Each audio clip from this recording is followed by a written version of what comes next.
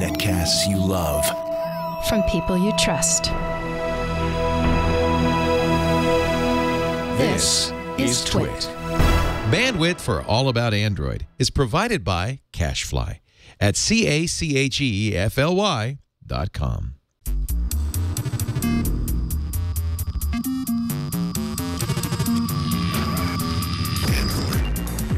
Hello and welcome to All About Android, episode 92, recorded on Tuesday, January 15th, 2013. We are your weekly source for the latest news, hardware, and apps for the Android faithful. I'm Jason Howell.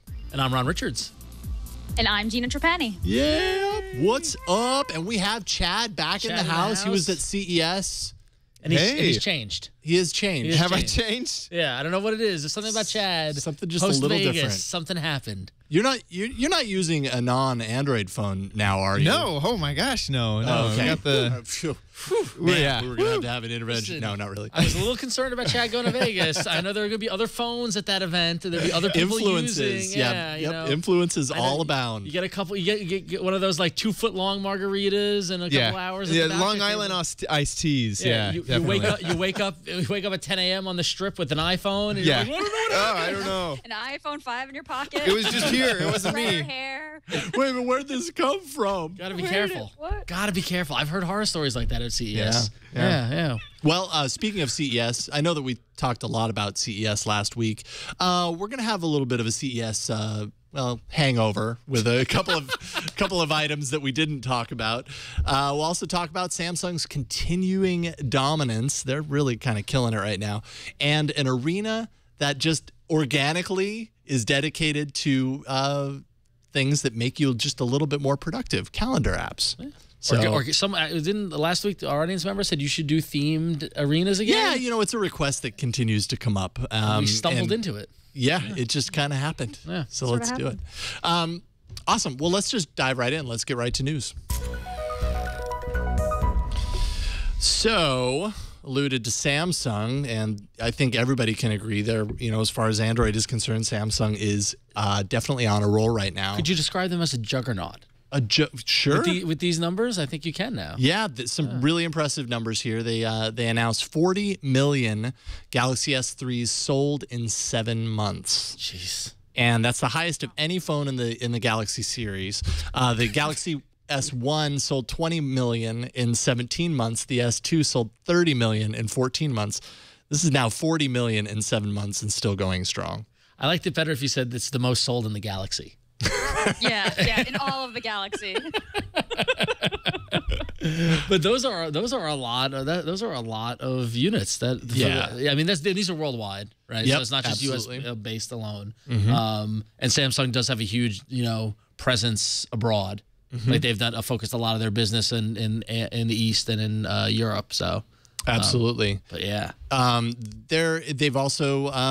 Sold, well, the S series alone is over 100 million, they also announced. So, their strategy, and I know that we talked about it in a previous episode way back when, but their strategy with the S3 of going the same device on all carriers, minus maybe very little things. But I think before with the S2 and definitely the S1, there were little differentiating kind of specs and features with each phone. Little so tweaks. It's like T-Mobile gets the S2, but it doesn't have this, but it has this. AT&T gets the S2 and same deal, different type of phone, but same name. I wonder if Apple will sue them for that strategy.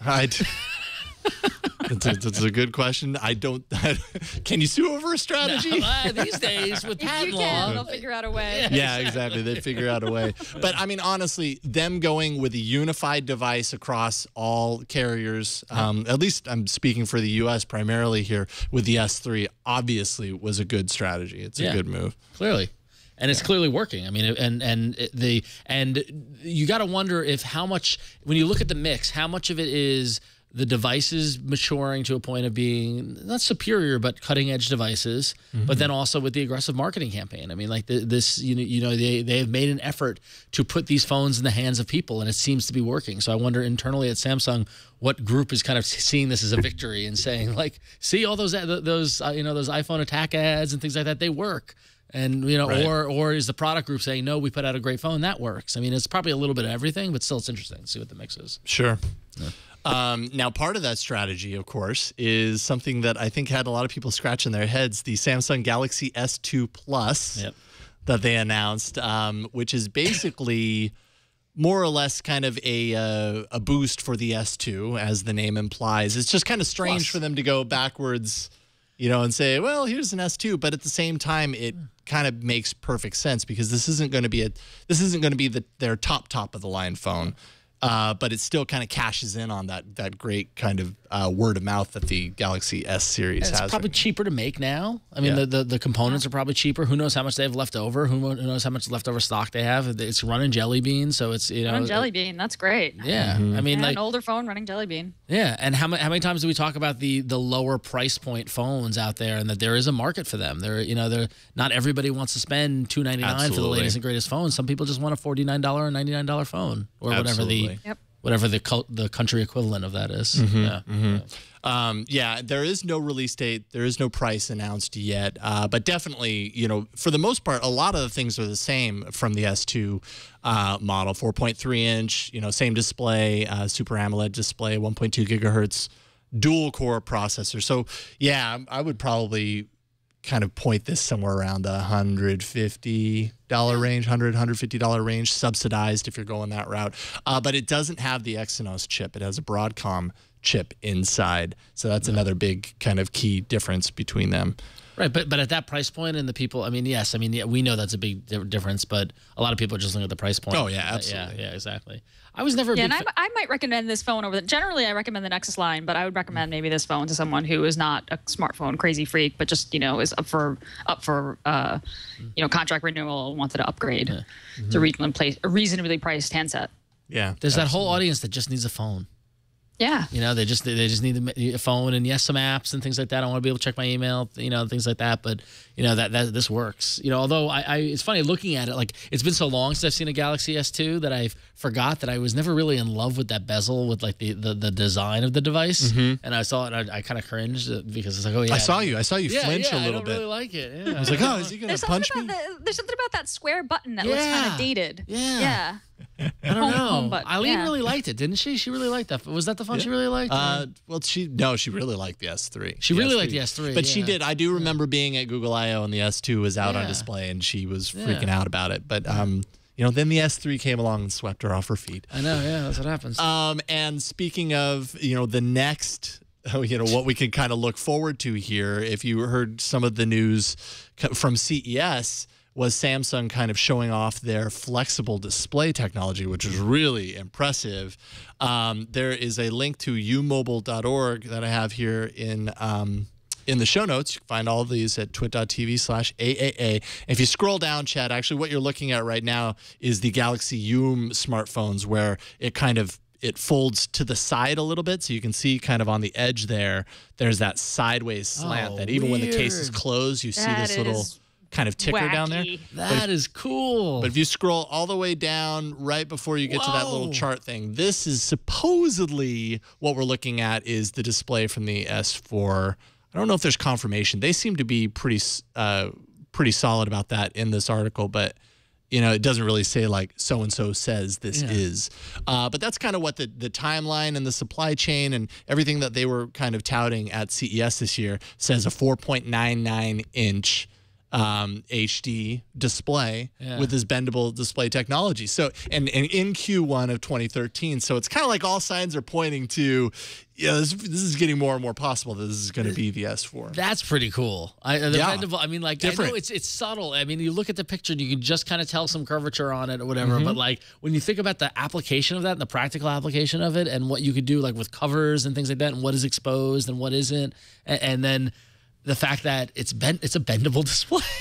So to be clear, just for listeners, like when I heard bendable, I was like, oh, you're going to be able to shape this display into what you want. It's not adjustable, right? I mean, this phone is. Oh no, it's fixed. Shaped, it's just curved. It's curved, right? It it's is, curved yes. sharply, and the display fits it. Yeah. Although so Although we're in It's not striking, actually bad. we're in striking distance of being able to roll this up and put it in our pocket. Well, no. Yeah, well, that's what's gonna really be cool, Right, you know, yeah. to like I be able mean- to roll it up and throw it somewhere. They showed it off on stage. Yeah. They pulled out the display and flexed it back and forth and said, "This is the display technology that we're working on." Obviously, that's not what you can do with this phone, but Right. that's what enables what they are doing with the phone. And if they're on the stage doing that with a full HD display, yeah, absolutely, something like that has to be coming down the pipeline. That's different. See, that's just the kind of stuff that excites me. completely That's the jetpacks. That's the flying cars. That's the crazy future stuff that we were supposed to have now. So I like to see that. Not to mention, if it's a flexible display like that, it's not glass. Right. So you drop it. Yeah. You know, that's a whole world that hopefully you can kind of avoid the fear of dropping your really expensive smartphone, because I would venture to guess it's going to be a really expensive smartphone. I said that. I forget what show it was on. I don't know if I don't think it might have been last week or it might have been before the holidays. But I actually do believe that this year and next year, I think a trend in portable devices, is going to be around durability and around, you know, the droppable phones and phones that drop Waterproof and the bounce. toilet test. You know, when you put your phone in your upper pocket and you bend over and then it falls on the toilet, like it The won't, you know, Xperia won't Z die. was- Yeah, exactly. Yeah, and I really think that's because honestly, what more can we do? How much bigger can we make the screens? How much more HD can we pack on there? Even more HD. Yeah, although after the DNA, I'm totally subscribed to more HD. But I really think that, you know, being able to drop your phone from 7 feet in the air and not have it shatter, that's the next step. So Yeah. Absolutely. being a little bit of a futurist there. So, all right. So is that it on the Samsung? I think so. Yeah. Hey, they've got some pretty cool stuff. Yeah. So moving on, when Android 4.2 came out, we did nothing but rave about all the great things that it fixed and all the neat little changes and things like that. But there's been a small population kind of grousing over something that broke. And actually, now Google has finally confirmed that the Bluetooth A2DP audio streaming problem is going to be fixed in the next release of Android 4.2. So those of you who are Bluetooth faithfuls who have suffered from the horrible indignation of audio lag and audio cutting out constantly and having frustrations with a solid Bluetooth stream, it looks like Google's on it, and version 4.2.2 should be addressing that problem, and you'll be able to do it. And I gotta admit, I recently went on a road trip, and Bluetooth is the one thing I've never played with, I've never done, and I rented, and this is not an ad, but I did rent a Forward Flex. And I turned the Bluetooth on and I synced my phone, and it was awesome. It was like it streamed. Clearly, I don't suffer from the problem, the Bluetooth streaming problem, but it streamed music from my phone, from an iPhone that was in the car. It totally was great. So, yeah. Nice. Yeah, when it works, it works great. Absolutely. Now I'm a total convert in Bluetooth. Now I'm like, ooh, what can I do with Bluetooth? It's a whole new world for Ron.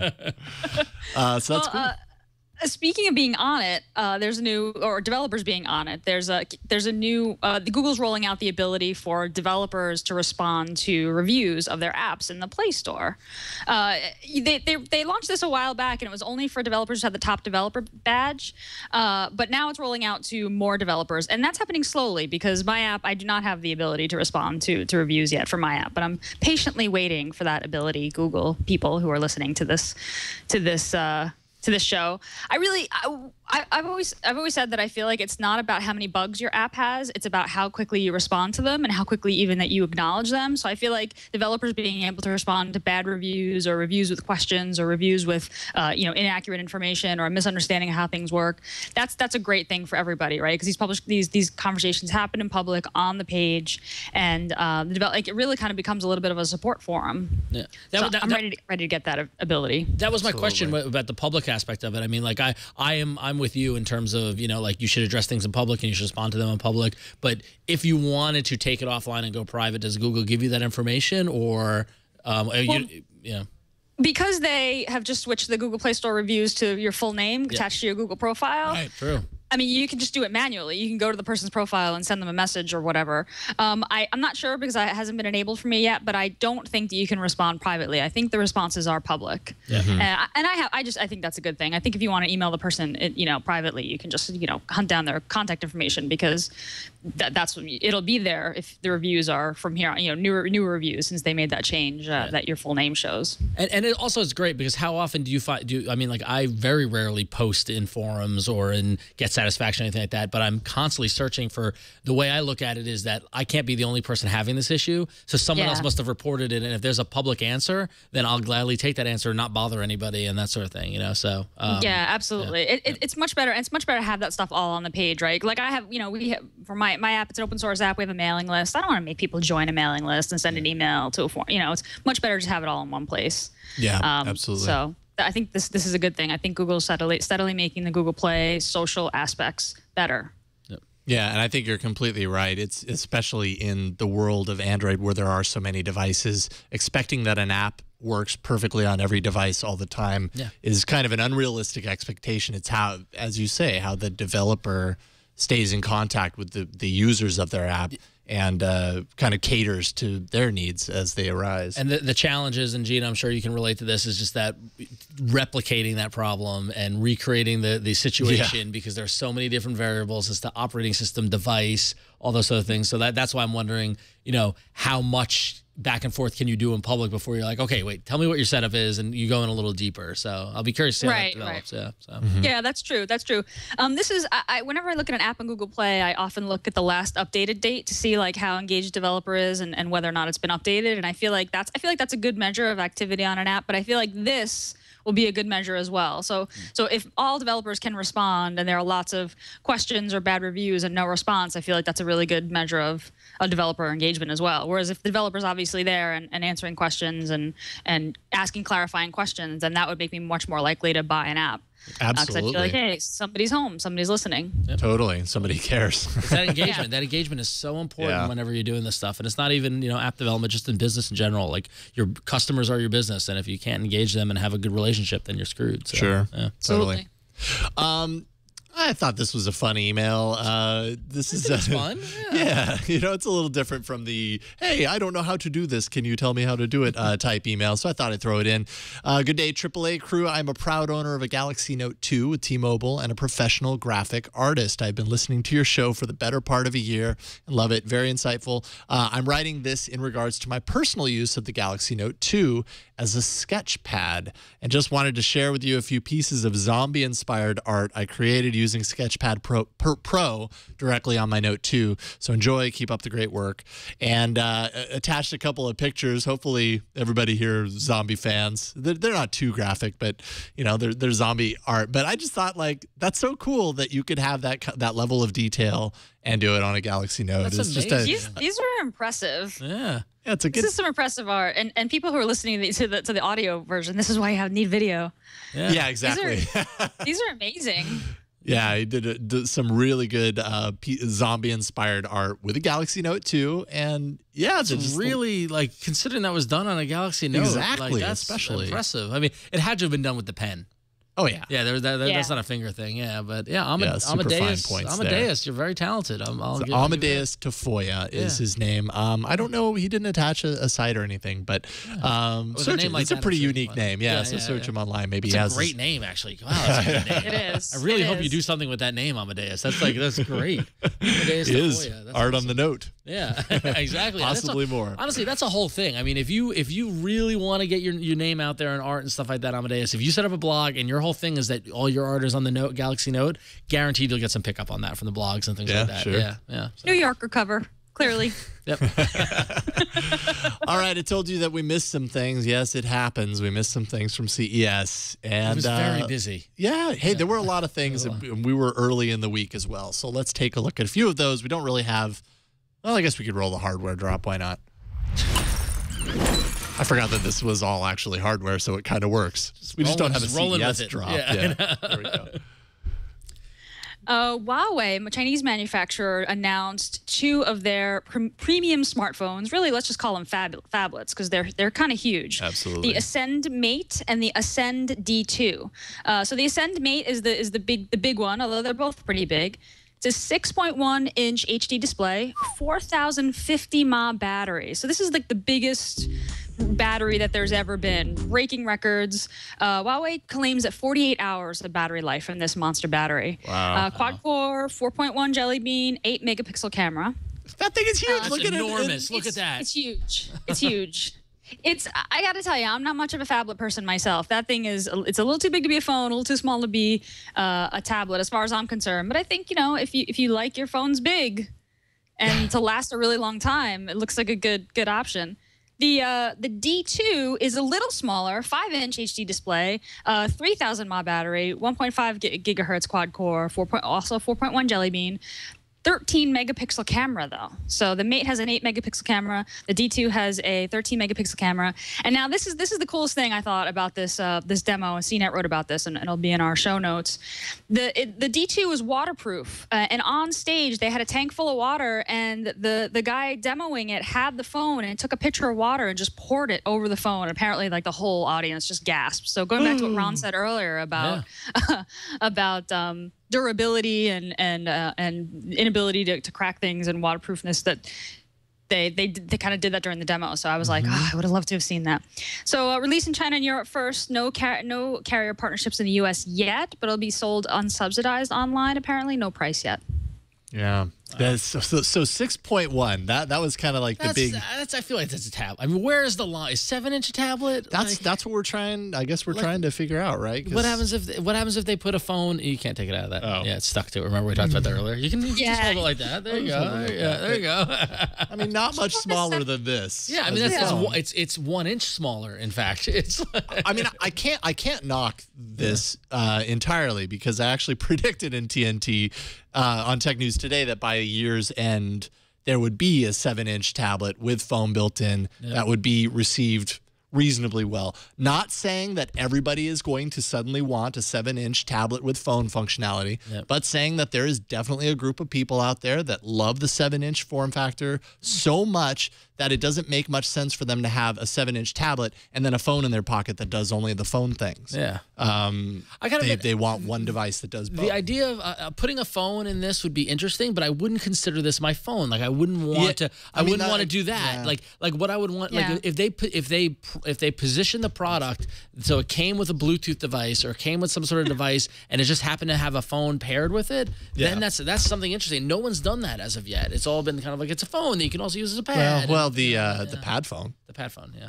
I mean, the point at which our phone lines all sort of converge. Like, I use Google Voice, right? So it's this one number, and I just install it on all of my devices, so I can switch devices really easily in the same phone number. I mean, the point at which your tablet or all your devices just become these, like, video or voice, messaging, connecting, devices, where it's not like, oh, that's my phone for this line, that's this line. I think it'll be a lot more practical to just be like, oh, I'm just going to plug my headset into my Nexus 7 because I'm sitting at my desk and I can take a call on it.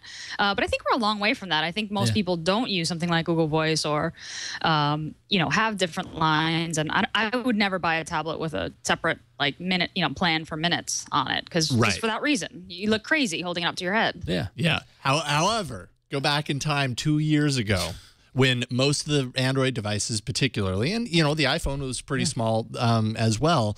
Still is. Yeah, 3.7. People hold iPhones. I don't understand how they use 3.5-inch devices. And then we were probably saying very similar things about 5 inches and more. Yeah. Now 5 true. inches suddenly is very accepted.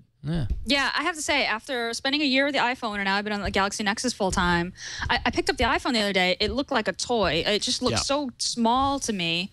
I've just gotten used to the bigger screen. The Galaxy Nexus isn't huge, but it's like I just get used to it. People try to do stuff on the iPhone. They hand it to me, and I'm just like, this is like it's like Tinker Toys. Tiny. It's tiny. Yeah. I feel like it's the iPhone.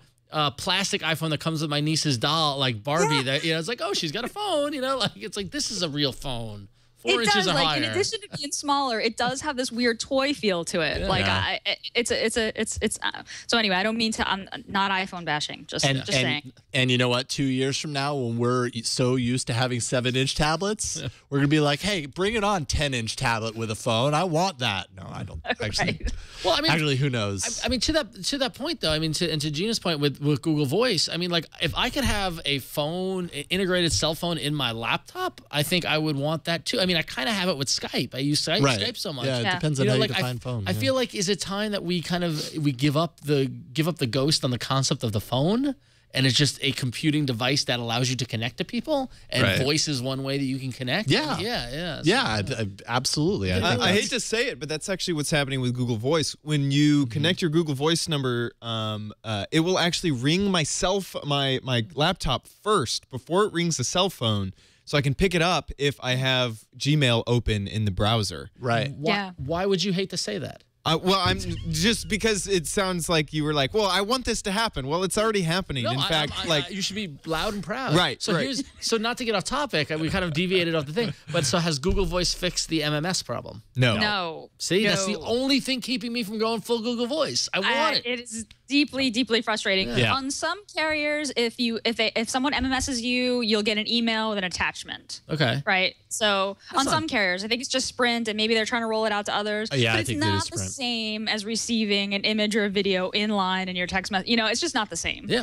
So the MMS thing is the only problem. And the Especially- really frustrating thing about that too is I would expect that Google in their infrastructure around Google Voice would at least know when someone's trying to send an MMS, Well, right? right. They And don't- then they right. could They at don't least even tell. notify you or Yeah, notify like, them. hey, this didn't go through. Yeah. Yeah. But you don't that's- even get that's- that. That's the only thing.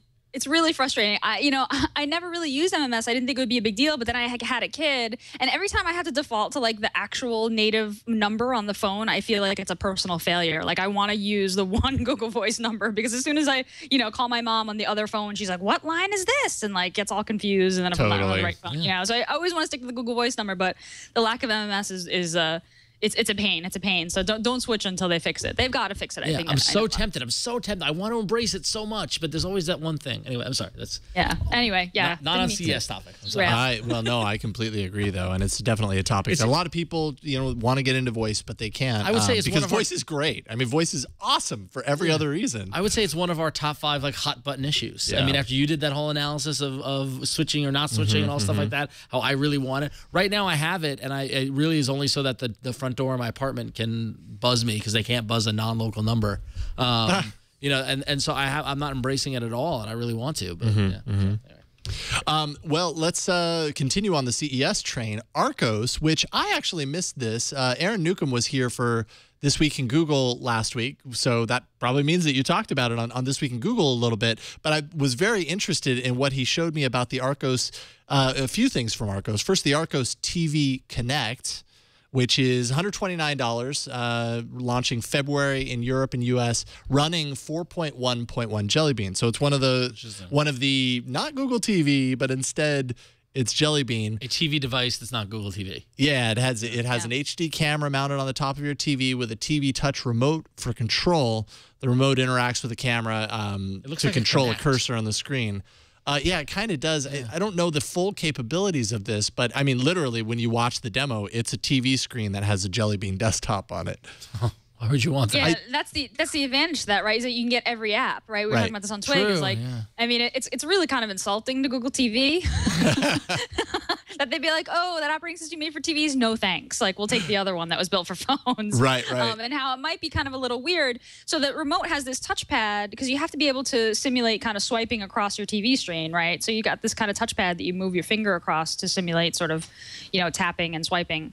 So it's a little. I imagine that the experience is a little bit weird. Yeah. But kind of nice that you can get all the, like you have the full Google Play Store, right? Because there are so few apps for Google TV. But so if you've got all that money to develop that nifty controller, why don't you take a little time and do a UI? Just do a front end, do a launcher that's more that's TV optimized. Yeah, they may have. Yeah. Did they say in this? I didn't see any example of No, a it looks UI. everything I've seen just looks like it's a flat, Android desktop. Yeah, I don't know. as far as I could tell, this is just kind of what it was. But it's crazy. I like it.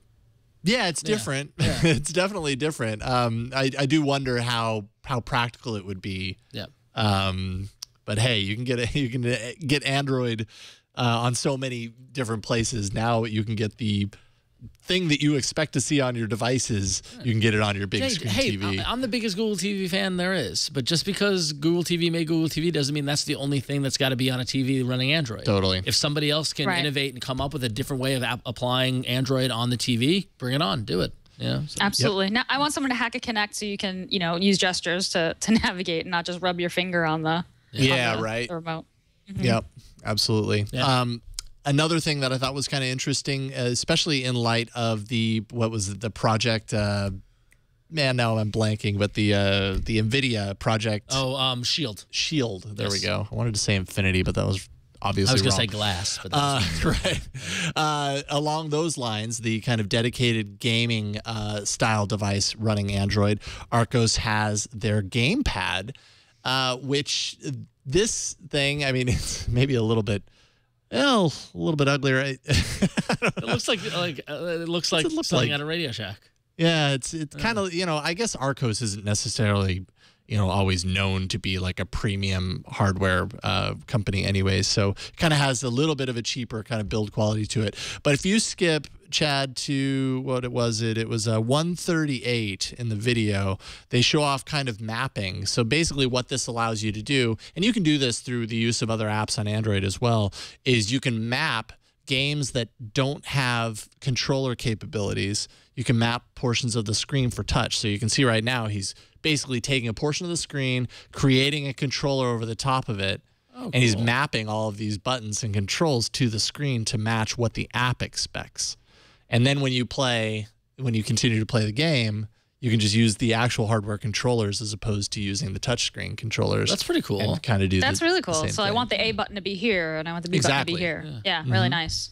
So- Or vice versa, or it's a game that has screen controls and I want to use the joystick. Right. Right, yeah, and I want to use the buttons on the side of it. Yeah, that's really cool. So Yeah. nice.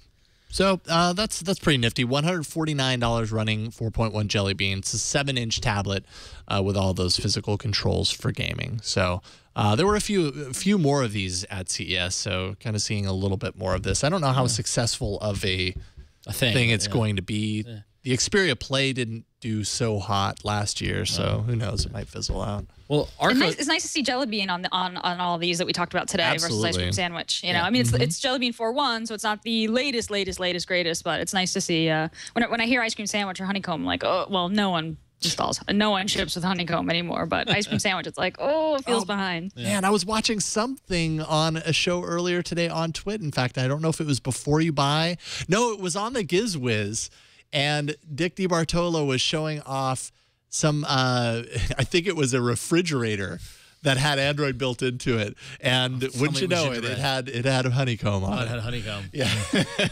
honeycomb I was user like, forms ooh, were totally. ouch, right off the top, and it was I want Ice Cream expensive. Sandwich in my freezer. Thank you very much.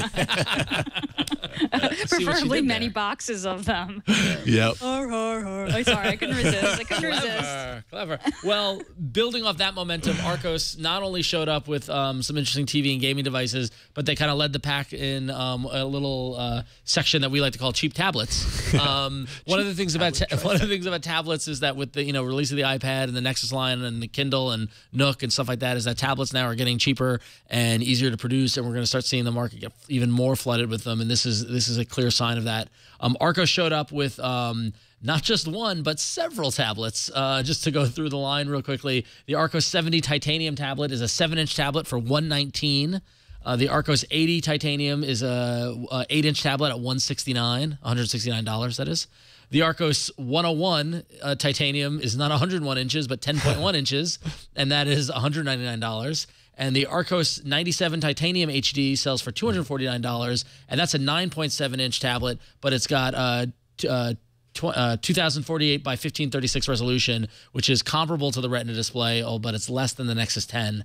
But all of these have HD, dual-core CPU with 1.6 gigahertz of quad-core GPU, the aluminum Arcos design that we saw there earlier, running Android 4.1 Jelly Bean. So that's a pretty solid lineup from Arcos as far as tablets. I mean, they kind of cover all the bases there. The Arcos 70 up against your Kindle Fires and your Nexus 7, the 80 against the iPad Mini, the 101 against your Samsung Galaxy Tabs and stuff, and then the 97 against the full-size iPad. I gotta admit, if you're reading about these tablets and you're curious and stuff like that, and you're rolling a Best Buy and you see a $119 7-inch tablet, like, You know, and admittedly, you know, but those aren't bad specs either. It's a decent device, you know. So yeah, I'd be curious to play around with one and see. Yeah, really interesting. 119 I'd just be feels curious so. to see what the UI is like. Did they put some crazy skin on it? What's the? Yeah. But yeah, these are pretty good specs. And so then after CES, Asus, who is the maker of the Nexus 7, which we adore, quietly launched a new Mimo pad for $149. And that's got a 1024 by 600 LED display at 170 PPI, which isn't really anything they should be promoting. Yeah. 1 gigahertz CPU, 1 gigabyte of RAM. It's got 8 gig internal storage with micro SD slot, a 1 megapixel camera capable of HD at 30 frames per second. I thought that was funny. 1 megapixel camera, but it records HD. Just really, really bad HD. Really blurry HD. Is that just saying we take all of those pixels and record them, like blow them up? Or I don't even know what that means. 1 megapixel at HD. That's weird. Anyways, It'll be a new style of artsy music video will be shot with these. right. I just love how the CES time is the time where so many specs get thrown out and we just hear numbers and letters and all those things, and it's all, you know, yeah.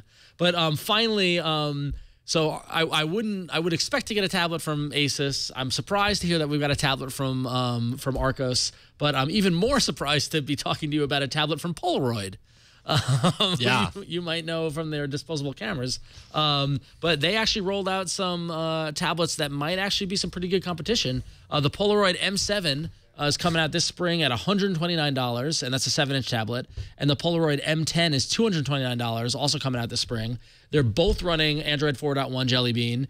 They've got 1280 by 800 IPS displays, 2 megapixel front-facing camera, micro SD slot. And the Polaroid M7 has got dual core and 8 gig of storage. And while the Polaroid M10 has got a quad core with 16 gig of storage, HDMI, and 5 megapixel rear-facing camera. Those are some devices. Like Polaroid, look out with a little. And also, did you see in the picture the little Microsoft? Very Windows tile. Very tile. Yeah, look at that. But is the Google Play Store on this thing? One of the commenters says no. I don't think so. Where do you get your apps? Is there a Polaroid store? That's because that's what we need is a Polaroid store. We need a Polaroid app store. Yeah, I know, clearly. And it's nothing but photo apps. Let the app stores bloom. Yeah. No, I think I had heard that there is no Play Store, at least at launch. I don't know. What's interesting on here is if you look in these photos, just default, you know, they've got a web browser, they've got gallery, they've got Facebook, and they've got Nook on the device. I wonder if they're leaning on Barnes & Noble. There's some sort of Barnes & Noble partnership there. Yeah. That's fascinating. Yeah. But you're seeing a lot of these lower end tablets kind of coming in around $129 and not being what we've expected in the or seen at least 2 years ago when tablets started hitting Android, and that price was getting you a ridiculous experience and horrible specs. I'm fully expecting to walk into Best Buy and see the Dynex tablet next, or like I'm surprised Dynex doesn't even have one of those lower end, or the Insignia brand. Isn't that Best Buy's like internal like TV brand? Like they're going to start rolling out these tablets left and right. If Polaroid's making them, anybody can make them. So sure, interesting. Polaroid's needed to kind of reinvent themselves a little bit here because their whole film thing kind of I thought they were dead. Has gone away. Exactly. Yeah. So. All right. Well, let's take. Well, this wasn't really an email. This actually came from the All About Android community page on Google+.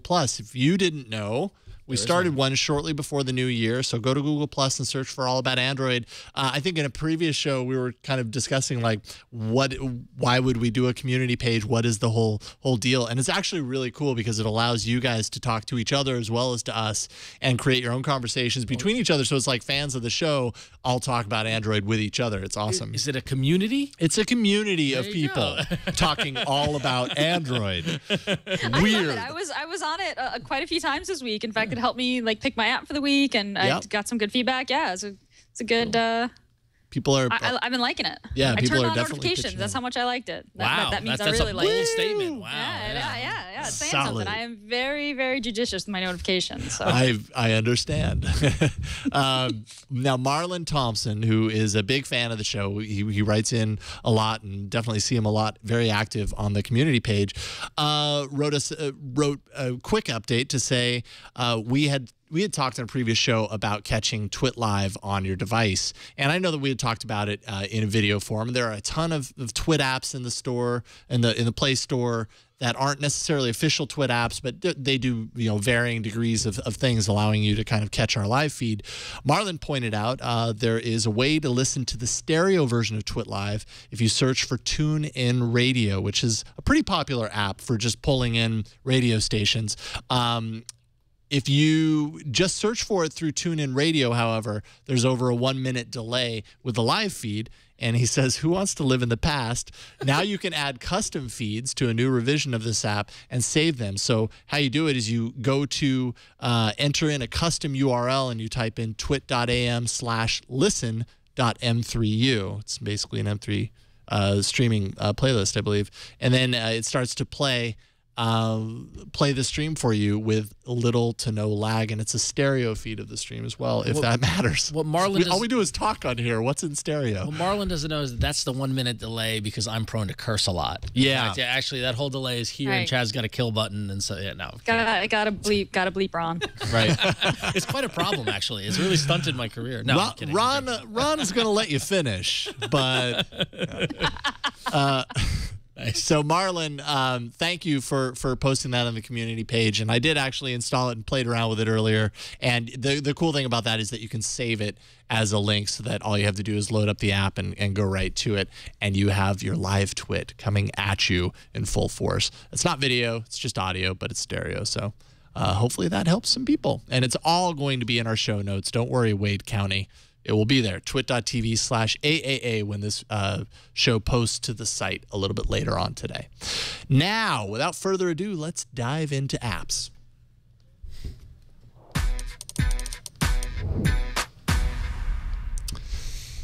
All right. Brand new backup app called Carbon, which apparently is an inside joke about another Android app that was supposed to be called Carbon that never really shipped. I'm not really sure what the whole story is there, but this Carbon app is a free app, backs up all of your Google or all of your Android applications and user data. So the problem this app is trying to solve is that you can back up your Android apps to your Google account, and if you get a new device or if you wipe your device and you reset it up, it re-downloads your apps, but it often doesn't re-download your data, and you're not signed in. You have to re-sign in. You have to get everything set up again. This app, Carbon, backs up everything, all your user data, all your apps. You can back up to your Google Drive. You can back up to Dropbox. You can do an encrypted zip on your PC. The catch is you need root, and this is actually a beta. So the Carbon is not in the Play Store. You actually have to grab the APK from its developers' Google Plus page. You won't need root when it actually does ship, which we'll mention on the show when it does. But this is I didn't actually try this out because I don't have root on my phone. I'm trying to be really disciplined about having like the normal person experience on my phone. But Kevin Purdy, who's a longtime friend and my co-host on my show, he reviewed Carbon for IT World, and he said this is how Android app backup should be done. Yeah, I have it installed actually. Yeah, that Carbon nailed it. What do you think, Jason? Did you like it? Yeah, I installed it and kind of went through the steps a little bit, and then I got distracted with the show, so I wasn't able to actually complete the backup. But you can see it's a very clean kind of interface. It has all my apps here. If I wanted to back up, I don't know, Volume Plus, it gives me the option to do that. As I add more and more apps, the icons kind of line up there. I can back up, select my destination, go to Google Drive, and it'll do the backup. Cool. I got confused because at some point it goes to another screen. This is the screen, and it was just too much text, and I had to start another show, and I was like, okay, I can't finish this right now. TLDR. Yeah, exactly. So I'll do this some other time. But basically, this says a full backup of all data to a connected desktop computer has been requested. That's what kind of confused me. I thought I was backing it up to Drive and not to my desktop. I didn't know if they were one and the same or what it meant by that. Right. So anyways, you can, create a password so you can encrypt it on the way to your desktop. Oh, it just disappeared. And do that. I just don't have it plugged in, so I can't really go any further than this to my laptop. But definitely a really kind of clean approach to this. And then if I go back here, it's probably going to fail on what I had. But up there, if I could get to it, is restore and sync. And that allows you to do just that, pull back from that source and restore your app. So always a good idea to do that. Yeah, I mean, it looks like if you're the kind of person who wipes your phone a lot or tries a lot of different ROMs or is messing with your phone, in perhaps unofficial ways, that this is you should have this app. You should back up this way because it lets you restore things really quickly and easily. I heard that there's some bugginess in it, and like I said, it is a beta and it's not in the Play Store yet. Right. It won't require root once it does launch. I will definitely get it then. But yeah, it looks like you can go to your computer, your Drive or Dropbox. My app, I actually haven't done any development kind of in this area. I'm concerned a little bit that one app can grab all of the app data for other apps on the phone. That sounds strange to me. From what I understand, application data is sandboxed, but this developer is good and has released a bunch of other apps, and he says that he won't need root when it does ship. So he's found a way around that. I thought that was kind of strange too. This is a feature that if you've heard of Titanium Backup, which is an app that I use, which requires root though. Yes, exactly. Yeah. It requires root. So when I saw his update that said that it wouldn't eventually, I'm really curious to know, or maybe that's backup parts of those apps, but not the actual APK, because I think that's a big part here of what they're trying to prevent is backing up an APK, because that's an easy way to kind of pirate apps as well. There's app piracy, but then there's also just personal data. I mean, there's just personal data that app store. That generally, from what I understand, is sandboxed. One app can't just say like, oh, is this other app installed? Can I just look at its data? Yeah. Hey, let's all gather around and share what we know about this person. Hey, what you got? Exactly. For obvious reasons. Exactly. Right. It's a community. Yeah. Exactly. We all really want to know you much better. Yeah. So that I'm curious about, but we'll wait and see. To add more color to the issue you were talking about earlier about the carbon, that the story you hadn't heard of, that was a much ballied about Twitter app that was supposed to come out last year that just was vaporware. So it just kind of died. Yep. Yeah. So apparently this is going to get renamed as well. Like the developer said in his demo video, "Oh, this app name is an inside joke. I'll probably change it. For now, I'm just calling it Carbon." So we'll mention it on the show when it does show up in the Play Store, all official like. Excellent.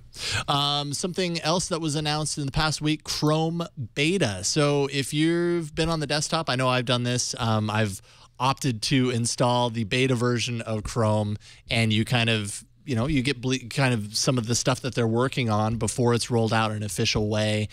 Sometimes it can be new features, it can be stability, it can also introduce instability, so you got to be careful. But they are allowing you to do that on the Android side as well. So there will be a link in the show notes on how to get there. It's not easy to find if you go to Play Store and search for it. From what we understand, it's not easy to do that, but the direct link will be in the show notes, and you can go right there and install it. And I haven't installed, I haven't used it a whole lot because I haven't replaced Chrome with it. I'm a little wary to do that. But Chad, I know you said that you had done that. Gina, I think you've done that as well, right? Yeah, I have. Just so people know, if you search for Chrome Beta in the Play Store, it's not one of the results. But if you Google Chrome Beta for Android, you'll get the Play Store link.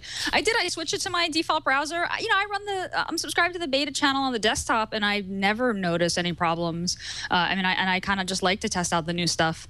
So I switched it to my default browser on my phone, and I really haven't had many problems. The one website I had a problem with is one that I developed, so that was informative to me. But for the most part, I haven't had an issue. I mean, the nice thing about Android is that if there's a web app that you use all the time and it doesn't work on, you can just switch back to the stable Chrome. Absolutely. I got to admit, I've a friend of mine's on the Chrome team at Google, and they just do. If you ask me, they're one of my favorite teams at Google because they're pushing. They want to make that browser experience as optimal as it can be across multiple devices. And like we saw it at I/O last year. I'm looking forward to ship like fiends. Yeah, they ship like fiends, like crazy.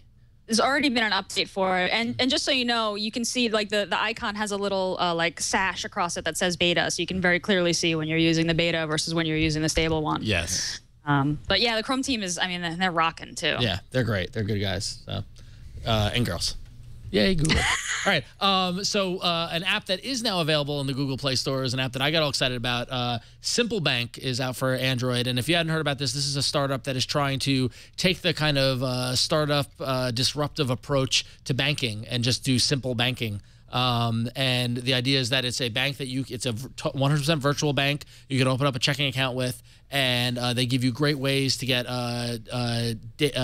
insight and visualization to the data around how you spend your money, tracking what bills you pay, tracking how you spend your money, and then giving you a good exposure as to, this is how much you have, but this is how much you can spend because you got these bills coming up and this sort of thing. And it's a neat different way to kind of approach your finances in a more integrated way.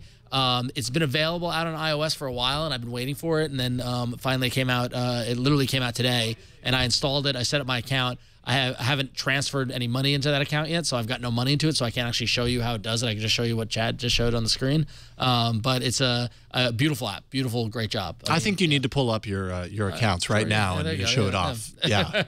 So Simple is amazing. Like from a UI perspective, the web app, the mobile apps, it's astonishing. It's just so beautiful and so well done. I have a Simple account, and I added like $200 to it a while back, and I didn't take the time to transfer all my direct deposits and all my everything over, honestly, because I'm just lazy and I was just sort of curious. But and I use Mint, and I feel like that's good enough. But I have to say, Simple has incredible user experience set up, and they've been clearly adding features. I actually saw a deposit button there on the app, which they didn't have when they first launched it. I've had my account for a while, but yeah, I mean, if you're looking for sort of the new, I shouldn't say the new ING, but kind of the new sort of progressive, forward-facing, tech-focused banking solution, Simple looks like it's it. Yeah, and I'm in the same position as you. I mean, I'm a Bank of America customer because I was a Fleet customer, because I was a NatWest customer going back to 1985, right? So like, so much of my life is entwined into that account. So like, to uproot and move my checking account totally over. But if I was starting fresh, if I had a new identity and I was in a new town and I didn't have anything, I didn't have recurring bills and things like that, I might consider it. I was talking about it with a friend of mine, and he's doing the same kind of, personal beta test. And I'll play with it. I'll put some money in there. I'll see how it goes. I'll pay some bills that way. You can mail people checks. You can virtually write a check and it'll send you the check. And, so, I mean, it's just a different way to approach banking. And I like the disruptive nature of it. So, and the app is beautiful. So, cool. Cool. Little update to one of my favorite apps on Android, on Jelly Bean, Google Now. Google Now gets boarding passes. So I'm really excited to try this out because I'm on the road at the moment, and I'm going to be at the airport in a couple of days. And I'm hoping to see that what should happen, in theory, if this all works, Google Now will sense that I'm at the airport, see in my Gmail that I have a confirmation number for my flight, and it'll just pop up a new card that says like, hey, here's your QR code, scan this at the gate, right? So so in theory, I wouldn't have to print out a boarding pass. Love Google Now. Love this kind of like know where you are, know what you're doing. And in fact, a few weeks ago, we mentioned this on This Week in Google.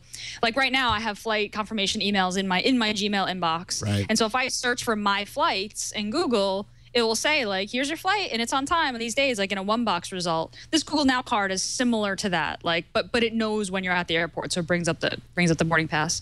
Google has not.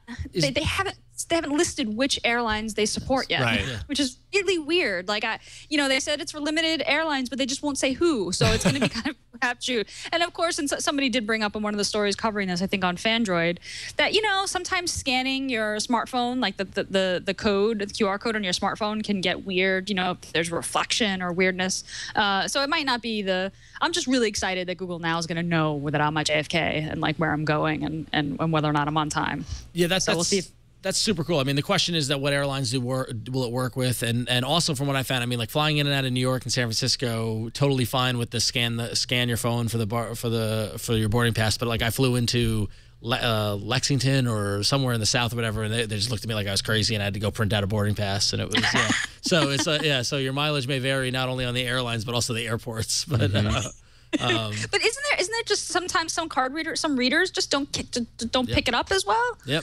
I went to the movies and they kind of emailed your seat, this kind of fancy theater in San Diego, and it took them like 6 times to scan the ticket on my phone. I was just like, I don't know if this is worth it. Well, that's like, so I don't know, maybe I just need to brighten the screen or what. I ran into this similar thing, not with scanning the barcode, but just in general, like, is this worth it? Because Walgreens, at least in San Francisco, now supports Google Wallet.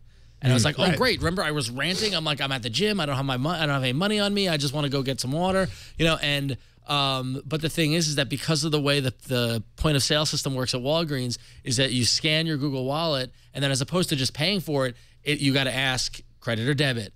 Is this okay? Do you want any cash back? And you go through all these questions, and then there's a timeout window for Google Wallet. By the time you get through all those questions, Google Wallet has canceled the transaction. Right. So so the first time I did it like 3 times, and there's a line queuing up behind me, and everyone's getting angry. I'm like, fine, I'll just pay you, and I just give them cash. Yeah. And I walked out. You're like, no, wait, hold on. This is going to be really cool when it works.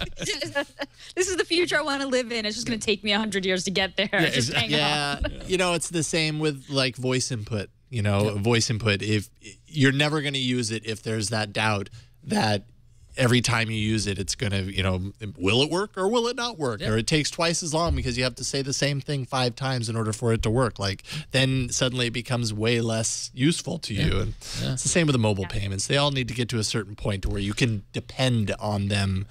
I'm telling you, this is my theory. I feel like the theme for this episode is future and futurism, but this is my theory about technology and futurism. You're all going to laugh at me, but we are on the precipice of we're at the end of an old age and the beginning of a new age. And what I'm holding up, and I think I've talked about this before, what I'm holding up as my goal of the future is Star Trek. And right now, if we were in Star Trek world, the doors to the holodeck would break, and we'd have 5 different companies that make holodeck doors, and one company has a special connector for it, and the other one doesn't work with this one, and all stuff like that. We have to get to that utopian kind of point where it's just one kind of interface, one kind of device, and everything just kind of works together with everything, and data talks to each other, and everything kind of flows. And I mean, capitalism is very much against that because, you know, you've got Google and you've got Apple and all that stuff like that. But that's the goal we're working for, is that when everything just works seamlessly and together, right? You know, so that's standard holodeck doors. Exactly, I think that's a worthy goal. Yep. Worthy goal.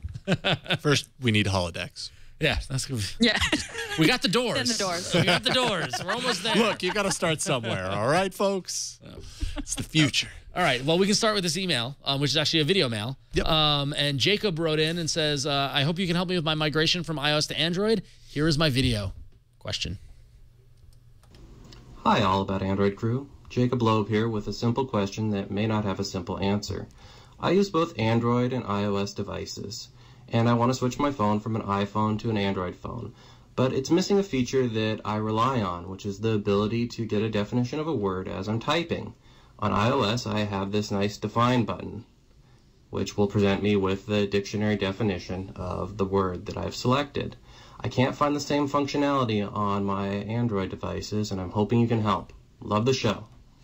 I'm hoping we can too. Well, first off, that is a very specific requirement for your phone usage. When I saw it, I was like, yeah, why can't you do that? Well, if you're reading a book on the Kindle app, you can, but that's just because it's within the app. Yeah, I guess that's the difference, right? Is that in certain apps, they've built in that functionality. What I was wondering through this, and I did some digging around to try and find, and there was one dictionary that I found called Fora Dictionary. I have to imagine that there's more. I tried this with Fora, and I couldn't get it to work, but it touts clipboard monitoring. So if you were typing something, you could copy the word that you wanted a definition for, and it would pop up a notification. You could pull it down, and you could get to the definition there.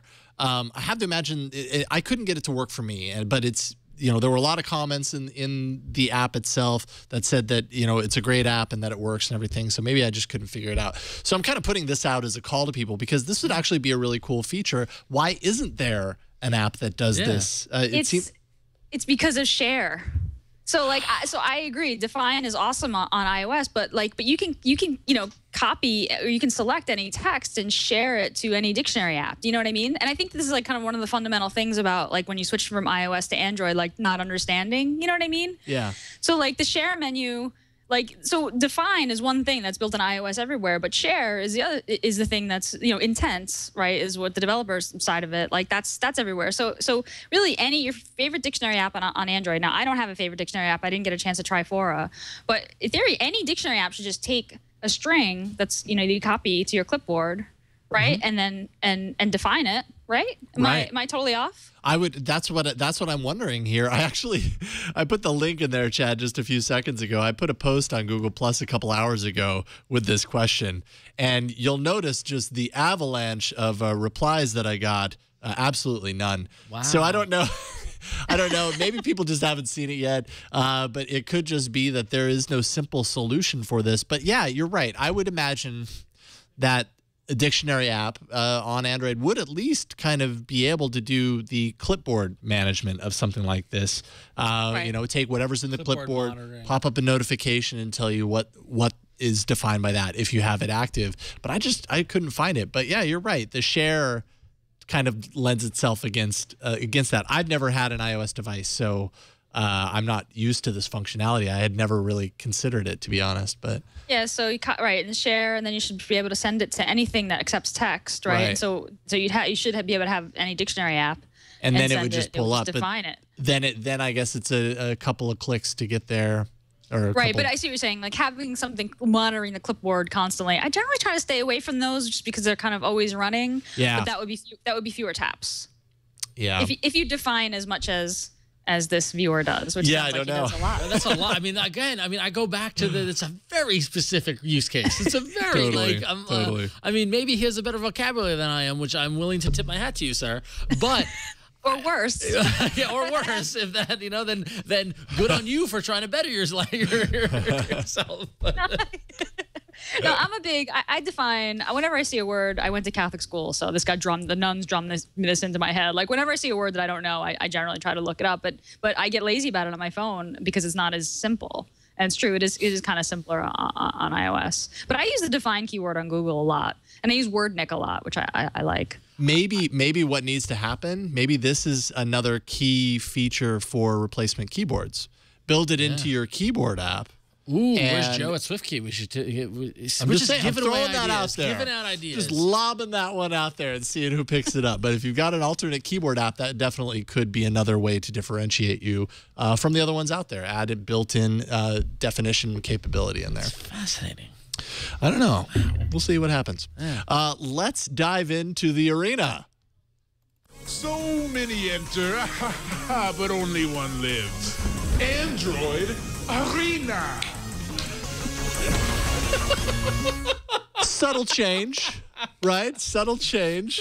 It's been 2 enter for forever, and it never worked because there were always 3 of us. Yep. Now it's evergreen. Yep. Now it doesn't matter. That's great. It only doesn't work if there's one of us. Correct. Yeah. Yes. Right. Yeah, you need at least more Which than one. won't happen because then it would Greater just be a show with me, right? Because Well, we're all sick. Chad, you're just going to have Chad, I hope that you can handle the show. Exactly. Big thanks to Bill Meeks, who created the original drop, and then I put a call out to him, and I was like, "Hey, please help me out. Could you just redo this? It's let's start the new year fresh." And he did it, and he did it on just like turned on a dime and belted that out. So thank you, Bill Meeks. You're awesome. That was great. You got me. You had me all ready for a new Android Arena bumper. I'm like, but I like our bumper. I was like, you know what? I know exactly, totally. That's the thing. Like, I don't want to get rid of that. I think that's a great drop. So last week we had an arena, as we always do, episode 91. It sure was an arena. I was waiting for it to load Gina's here. first arena. it Gina's was my first one. And you kicked some butt. You win. Yes. Good job. Congratulations. Yes. Trello Thank you. wins with 46% of the votes. Press came in second at 36%. And Dr. Panda's Veggie Garden. Listen, you With and your 18%. friends in Canada can play Dr. Panda's Veggie Garden. Oh, yeah, till the look at cows Canada. come home. Canada is very behind the Dr. Panda. Oh, yeah, Very I down know. for it. Yeah, so. Yeah. Yep. I know all those folks in Canada. They love veggies Yep. and gardens. I hope I made Eileen proud. That was my goal.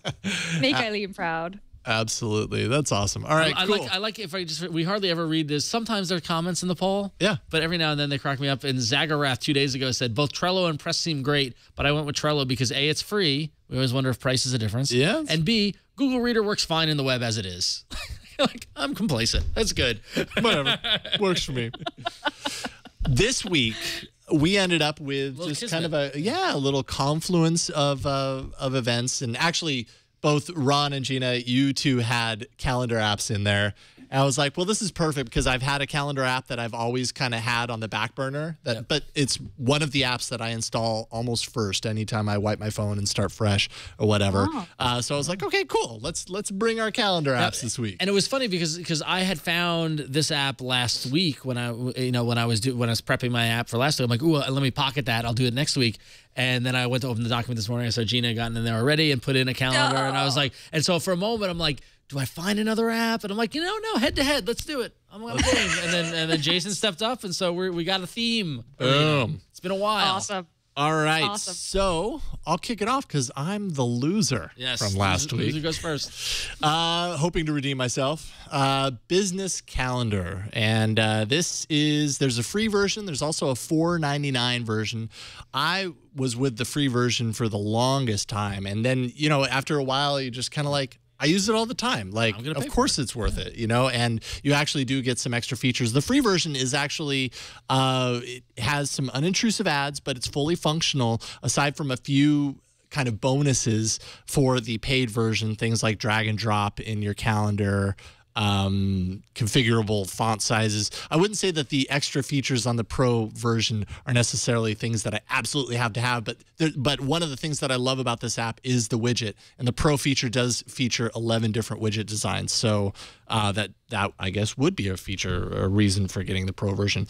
But business calendar. So I'd say I use it more as a widget than I do as a calendar. So I'll just start there because this little screen to the right on my home screen is always there, and it's kind of my personal calendar. It's a scrollable widget. It looks really nice. It's very clean. I have the ability to kind of customize now all the different kind of widget profiles. I can go into this little gear up here, and it'll take me to the ability to kind of select my calendars, add buttons to it, change the font sizes, as well as change the design. If I pull this up, I think it'll show me all the different approaches for design, and I'll just go back with that one. But I like having this on my home screen. This is actually the app right in and of itself, which looks a little complicated here. Well, I mean, it looks like a calendar, but it looks everything looks kind of condensed. If I hit there, it'll kind of show me just in a little pull up above the box what I have going on that day, depending on the calendars that I have. Let's see here. Did I just go out to settings? There we go. I can also go up here and select my different views, right? So I have my day view.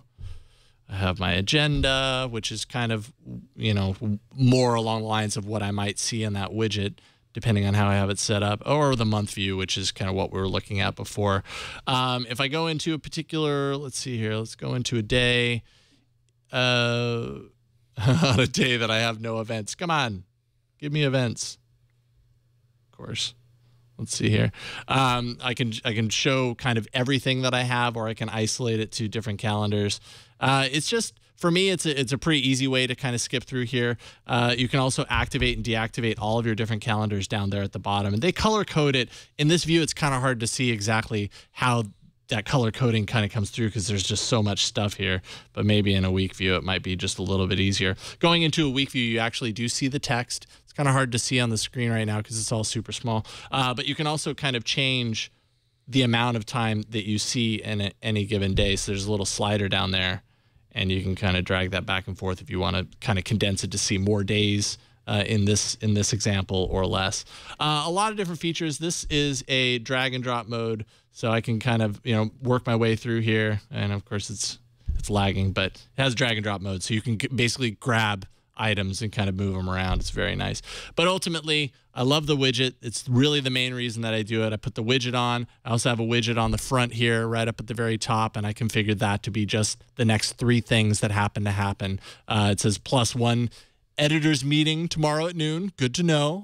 I'll make sure and be here for that. But you can customize that entirely to your own discretion. And I think the widgets are very powerful. Again, it is Business Calendar. It's free, as well as $4.99 in the Play Store. Check it out. I love it. That's it. All right. Calendar. Nice. Calendar's like a thing. Like you find the one that works for you. Absolutely. You make it work. And absolutely. Well, my calendar app that I brought up actually is a little more than just a calendar app. It's called Zyme, and it's spelled Z-I-M-E, and it's in beta, so, beta. But it's actually a combination calendar and to-do app. So it's really, some people, depends on what school you kind of subscribe to, but some people really like to manage tasks within a calendar standpoint. So listen, I need to do this thing by 5 o'clock tomorrow. I need to do this by next Monday or whatever. And I particularly don't subscribe to it, but I do see the value of doing it because some way, if you're that sort of thinker, it can be helpful. What Zyme does is it combines tasks and calendar items into, honestly, what is a unique UI, which I've never seen before. And that's really the thing that's getting me about apps now. After how many years we've been doing this, I'm looking for the apps that don't look like the other apps. And so, looking at Zyme, and you can see here in the Google Play Store, immediately you can tell that it's a little different. I'll pull it up here on my tablet. And now it is a phone. It is optimized for the phone, so it looks a little bigger on the tablet. They haven't tablet optimized it yet. But opening it up, basically, I was in the settings. Go away, settings. Okay. So opening it up, what you do is. There you go. You get this kind of, I don't even know how to describe it. This is crazy sauce. Holodecks view. Toilet paper roll. Yeah, exactly.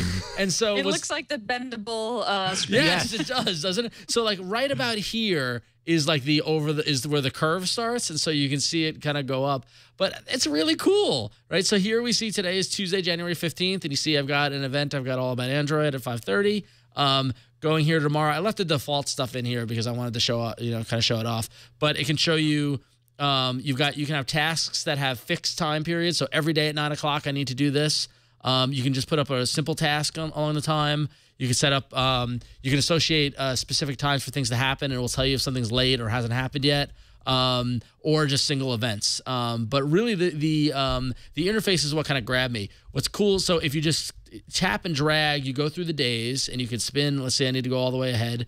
You can jump by hitting this down here. You see this little roadmap icon. So you can jump ahead a month, ahead a week, or back a month, or just go today. So I'm just going to scroll back today. It's going to send me back today. I'm going to go back a week. It'll go back a week. So it's a real interesting way to move about within your calendar. If you need to add something, all you got to do is tap it in the calendar, and you see here it comes up, I can add an event, and just hit plus, and it starts adding it in. If I do that, it's not working there. There we go. Because I'm tapping on an angle. It's not because of a demo fail. And it makes adding in the information real easy. What you got, it kind of grays out the time that you've added it in here, and then you can enter in the title here, and then you can set the time for the event. And if you want, you can hit the button to go to more information about the event. And this is where you can identify a location, and it integrates with Google Maps, so you can say a specific place, add any notes, how long the event will be, whether it's one time or recurring, if you want a reminder, all that sort of thing. And it, makes it real easy to get all the details in there that you want. So that's one way to interact with the calendar. Another way to interact with the calendar is this little plus button. And if I hit this, I just get similar to the camera in the new Android camera. So I can either set a new task or a new event or a new all-day event. So I'm going to do a new task, and it gives me that scrolled up to today because it already knows that this is in the past. It's a little smarter. But here I can enter in the information for the title, the duration, when it starts, what the deadline is, what the priority is. So you can scroll across here. So it's a really interesting way to utilize the interface. It links directly to your Google account. So whatever so that's the one thing that was a little, and maybe it's in beta, they'll update this, but you're limited to any calendars that are associated to your Google account that is the primary one on your device. So if you're using a work calendar or some other account, pulling it in, I couldn't figure out an easy way to pull it in. It's got to be tied to your main Google account, and maybe that's something they're going to update as the beta progresses. But what's really neat is that once you get in there and once Zyme keeps track of what you've been doing, you get this little graph, and it will basically show you how often you are late or on time. It gives you this nice little it gives you this nice little display based, and I don't have any data in here, but it will tell you how often you are completing tasks on time or not, and gives you some data visualization around your task completion stuff. So that's Zyme. Right now it's free because it's in beta. I don't know if they have plans to make it paid or not, but it's just a different way to interact with your calendar, which I think was kind of neat. I kind of like the idea of pulling out my tablet and just going, okay, what am I doing today? And having the Holodecks fly. So, yeah, pretty neat. It's a cool GPS metaphor that it's a road that you're kind of flying down a road. Yeah, exactly. Yeah. So. Yeah. Going forward in time. Yep. Forward in time. Oh, and I failed to mention that it does have, which is I keep forgetting to check, which I think is now you have to check, but it does have a widget. And Chad, if you can take my tablet again. So down here, it just gives you kind of an update of what you've got, and you get two choices. You get your to-dos and what's been done, and then you can add things directly from here. You can add tasks directly from the widget, and you can resize it however you want based off the new nifty. Oh, nice. Yeah. So yeah. So excellent. Zyme. Check it out. Right on. So my calendar app, my pick of calendar app is called Agenda. It's Agenda Calendar. It's $1.99. This is a really popular calendar app on iOS, and it finally got ported over to Android.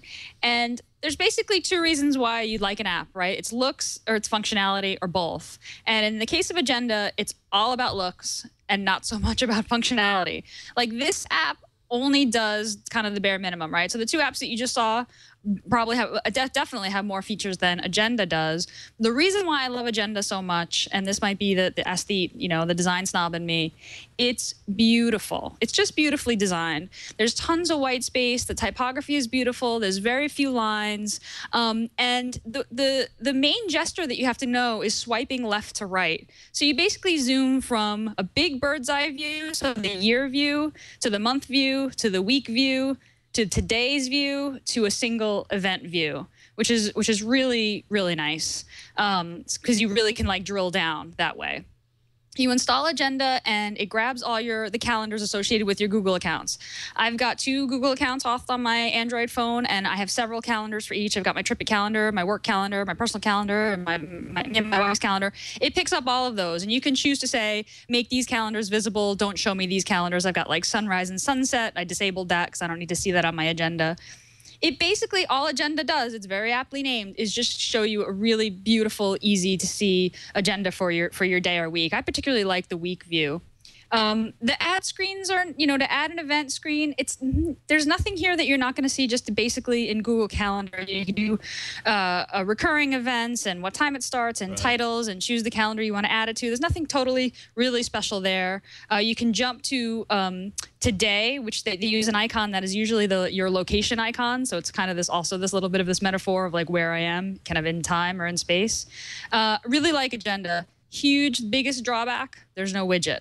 There's no widget yet. And actually a developer in the Google Play Store said like, okay, look, there's no widget. We know, we're sorry. If you buy the app, we promise we'll build one. That's fair. You have to launch the app in order to look at it. I'm on the road this week for business. I've got tons of meetings and shows and places to go, and I've been loving Agenda. I've actually been taking the time to launch the app. Now I've got the Google Calendar widget on one of my home screens, kind of big, and I've been opting to look at Agenda because I just like the way it looks. So this is just completely about looks for me. And that's basically it. I mean, there's no menus, there's no drop downs, there's no pickers. The settings area is very, very sparse. I mean, you can tell that this was just, their goal was, we're just going to make something that looks really good and just tells you what you're doing, and that's it. So very few bells and whistles, but gorgeous. I like this a lot. Gotta respect it. Gotta respect the app that just does what it does and does it well and easy. Yeah. Yep. Yeah, I mean, just looking at this, I'm definitely going to keep it installed. Like, I'll admit, like, business calendar, the main thing that I use it for is the widget. I don't go into the actual app and manage the calendar very much from there. But I don't do that very much from my mobile device. Well, you're doing it from the desktop, right? I mean, are you? Yeah, I manage mostly from the desktop, and then if anything on the mobile, it ends up being like an agenda list. Like, what do I have in store today? What do I have today? Not looking at a big calendar and picking through dates and stuff. That's so much easier on the desktop. I'm going to keep this installed. This looks really good. Cool. It's really nice. So you can vote for your favorite calendar app this week. Is it Business Calendar? Is it Zyme, Z-I-M-E, or Agenda Calendar? Take a look at aaapoll.com/92. Today's episode is 92, so AAApoll.com/92, and let us know what your favorite app this week is. And Agenda Calendar is running away with it. Boom. Early reports now it's tied. Yeah, Zyme and Agenda Calendar kind of. I love the early votes when it just seems like it's running away with it because it has 3 votes. The early votes last week had me competitive. Yeah, exactly. Like, yeah. Sure, you could go functional and beautiful like Agenda Calendar, or you can go wacky and crazy like Zyme. Or one person wants a widget. Right, yeah. My goal is the person who uses all the apps I recommend And then they're sitting there in Zyme with the weird keyboard, with the circle keyboard, trying to make it work. And then I They're so dedicated to Ron. Exactly. And then I apologize. They're like, all I have on my phone are Ron's and he doesn't recommended realize apps. that I'm just looking for apps that are just crazy, that are just That radial interface to add the task in Zyme reminded me a lot of that crazy keyboard. So Exactly. it's kind of awesome. See somebody try to use it. That's Ron's thing. Yeah, that's my beat. He likes to make things difficult. Crazy UI. Cool. So we'll check in on that. Just real quick here, Reposter in the chat room gave us a link to an app that ties into what we were looking for earlier. This isn't breaking, is it? Sure, this is breaking news. This is breaking news. This is totally breaking news. First breaking news of 2013, people. Chad thought he could sleep back there. Yeah, I know. He's like, He is on it. He's the developer in the Play Store answering comments right away. He's just here's the breaking news. So the voicemail or the video mail from Jacob Loeb about finding definitions for words. Reposter in the chat room gave a link to an app called Word Lookup. And basically, this is exactly what you were talking about, Gina. Step 1, hold and select a word, then click choose share. Step 2, select word lookup in the list. Step 3, get the definition. So there you go. Cool. So you can do it. Make the switch. 3. Yeah, and it looks like it pops up in front of the app that you're in, so it doesn't actually switch you to the separate dictionary app, which would be annoying. So this actually looks, from the screenshots, it looks really good. Yeah, this is perfect, and this is just yet another example of how our, the audience of this show is so important to what we find and promote. That's part of the reason why I even bring in questions that I don't know the answer to, or that I don't know if any of us know the answer to, because you guys are really smart. So thank you for finding that, Reposter, and thank you to everyone that always pitches in. Next week, Tony Hannity's returns from Lazy Tech Guys. He's going to come into the studio and be with us and hang out for a little bit, talk some Android. I just want to make a really quick mention. We have a YouTube channel dedicated to the show now. Used to be that all Twit shows were on youtube.com/twit, I believe. And now all shows are being broken out into their own YouTube channel. This allows you to, that's such cool art. I don't know who did all that stuff, but that's Tony Wang. Tony Wang helped Yay, Tony. with that's awesome. He made custom art for all of these pages. It's great. Yeah. So anyways, if you're a fan of the show, are they height? Are those actual relative heights there? I think yes, it is. I think I am. You're the tallest back there. I don't think so. Yeah, Gina, I don't think you're that short. Mini. Yeah. I'm the mini in the group. Well, Gina, your Android avatar looks angry. I don't know why. Doesn't it? Right? The little antenna with the hairdo. It looks like my eyebrows are scowling. Yeah. Unlike Jason, my secret is I'm always angry. Right. You're the polar, the opposite. No, but seriously, go subscribe to it. I want us to be the most subscribed show on Twit. So that's my goal. youtube.com/allaboutandroid. Pretty easy to remember, right? If you subscribe to Twit and you're expecting to see Android, All About Android shows pop into your feed, you won't get them anymore because they're not posting there anymore. They will still be added to that playlist, but they are going to be posting to this account and to a playlist there as well. This goes for all shows, by the way. All Twit shows have new YouTube channels. I think there's a post on Inside Twit at InsideTwit.com, is it? Chad, do you happen to know? I don't know. Is this breaking news? No. No, this is not breaking news, Ron. I'm trying to buy you some time. That would have. Dang it, that was a brilliant idea. Inside.twit.tv, is that it? Inside.twit.tv. Thank you. There is a post that details all of these YouTube channels.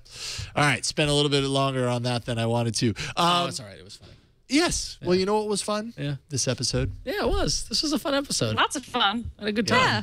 Really appreciate it. Why don't you start first? Go ahead and plug. Sure thing. So if you enjoy my antics, you can find me at about.me/RonXO, and that's where you can find me on Google Plus and Facebook and Twitter and all that fun stuff. And if you dig comic books, check out ifanboy.com, where I am found most days. So, excellent. All right, and Gina, what do you have going on these days?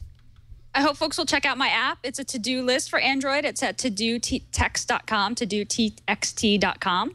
And on Wednesdays, I co-host This Week in Google with Leo and Jeff Jarvis. That's Wednesdays at 1 p.m. Pacific, 4 p.m. Eastern. We'll be on tomorrow, so I hope you'll join me then. Fantastic, always. And Chad, what do you have going on? I produce shows around Twit, so I work on Twit, MacBreak Weekly, Twig, this show, and a few others around the network. So you can find me working away there, and I do a Minecraft show called OMG Craft that you can OMG Craft. My favorite show about Minecraft. His favorite topic. Yeah. You can find me at about.me/Jason Howell, or I'm on Twitter at Jason Howell. That is it for this week. Thank you so much for tuning in, downloading, however you get the show. You can leave us a voicemail, 347-SHOW-AAA. You can always send us an email, as well as a video mail, like earlier, at aaa@twit.tv. Just include a link to your video, and we'll play it on the show. The show can be found on Twitter. We are at Android Show. You can always find our show notes at twit.tv/AAA, as well as all of our past episodes there, YouTube, iTunes, all over the place, all over the internet anyways. And you can catch us live every Tuesday at 5 p.m. Pacific at live.twit.tv. Thank you so much. You have a great week, and we'll see you next week on another episode of All About Android.